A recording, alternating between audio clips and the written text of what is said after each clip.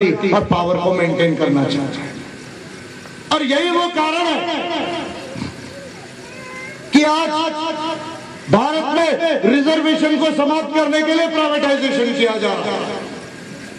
Mark lander, जिनका reservation पे सबसे स्टैंडर्ड रिसर्च है, उन्होंने एक नया डेटा भी रिलीज किया कि जब मनमोहन मॉन्टेक मॉडल भारत में आया, उसके पहले 1991 में भारत के हर 1000 SC/ST के फैमिलीज से 34 फैमिलीज जो है वो रिजर्वेशन से गवर्नमेंट सर्विसेज में थे, PSUs में थे।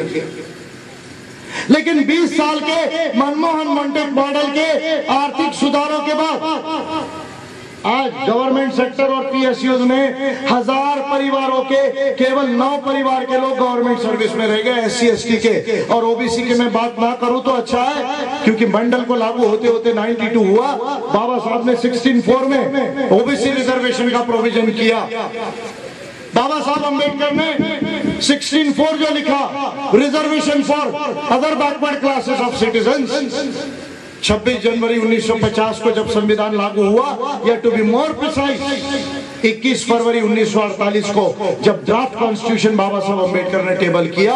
21 फरवरी 1948 के पहले OBC नाम की कोई चीज देश में नहीं थी, इस देश में था केवल शूद्र। और इसलिए मुझे किसी ने पूछा कि सर OBC के फादर कौन है। मैंने कहा मेरे OBC फ्रेंड को, यार आप OBC मेरे दोस्त हो, आपको नहीं मालूम आपका फादर क्या कौन है?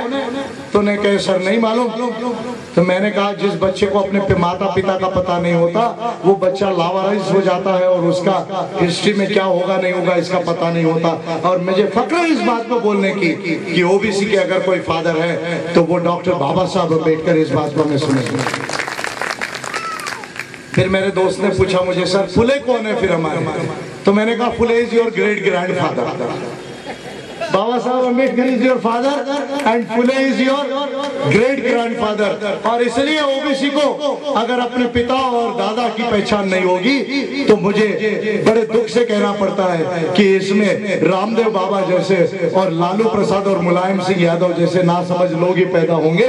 इस बात को मुझे जो है बड़े दुख से कहना पड़ता है। इसलिए फादर को समझो, अगर फादर को नहीं समझोगे तो गड़बड़ हो जाएगी। फादर बाबा साहब अम्बेडकर है। मनु ने शूद्र बनाया, वेदों ने शूद्र बनाया, गीता ने शूद्र बनाया, हमको नागरिक बनाया, इंसान बनाया, OBC बनाया डॉक्टर बाबा साहब अम्बेडकर ने। इसलिए डॉक्टर बाबा साहब अम्बेडकर हमारे पिता है।